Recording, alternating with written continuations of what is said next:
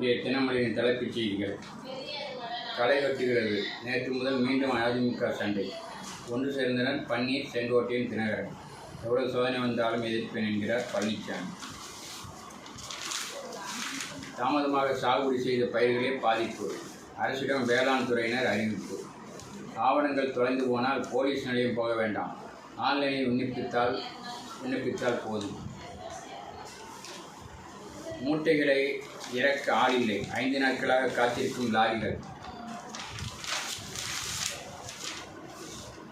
10 ரூபாய் நோட்டை அடையாளமாக வைத்து நகராட்சி நிர்வாகத்துறையில் நடந்த ஊழல். டெண்டருக்கு கமிஷன். MBBS சீட் அதிகரிக்க வாய்ப்பு. மருத்துவக் கல்வி இயக்கம் தகவல்.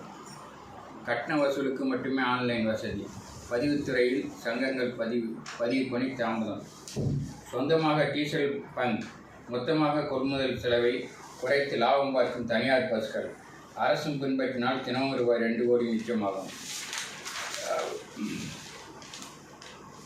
கை கொடுத்தது வடகிழக்கு பருவமழை. அணைகள் நீர் இருப்பு 200 TMC-யாக உயர்வு. உச்சவரம்பு சட்டத்தில் சிக்கிய 380 ஏக்கர் நிலம் வரன்முறை. தமிழகம் புதுச்சேரியில் இன்று மிதமான மழை. மாதம் ரூபாய் 650 லட்சம் கேட்டு பிரபல சமையல் நிபுணர் மீது ஆடை வடிவமைப்பாளர் வழக்கு.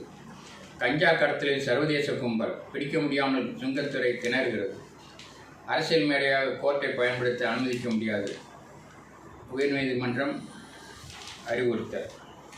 தங்க விலை காலையில் குறைந்தது, மாலையில் உயர்ந்தது. போலி இணையதள விளம்பரங்கள். IPPS எச்சரிக்கை.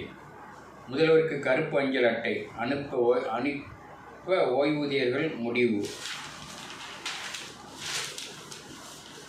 துரோகிகள் எல்லாம் தற்போது அடையாளம் காணப்பட்டு விட்டனர். பழனிசாமி. எல்லாமே சர்ப்ரைஸ். சசிகலா சஸ்பென்ஸ். தேவருக்கு பாரத ரத்னா தர தமிழக அரசு முன்மொழியும். முதலமைச்சர் ஸ்டாலின். தி அட்வைசிங் கிளப் மெட்ராஸ். புதிய தலைவராக சூரஜ் சலீம் தேர்வு. குரூப் 1 அதிகாரிகளுக்கு IAS அந்தஸ்து. தனியார் நிறுவன லஞ்ச புகார் எதிரொலி. CPI வளையத்தில் சுங்கத்துறையினர். சுட்டுக் கொலை.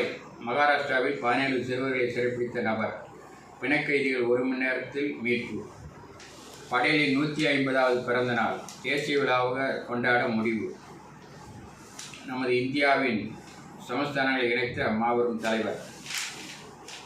ஓராண்டுக்கு ரூபாய் 150 கோடிக்கு வர்த்தகம். மும்பையில். பெங்களூரு மெட்ரோ ரயிலில் 1 ஜோடி நுரையீரல் இதயம்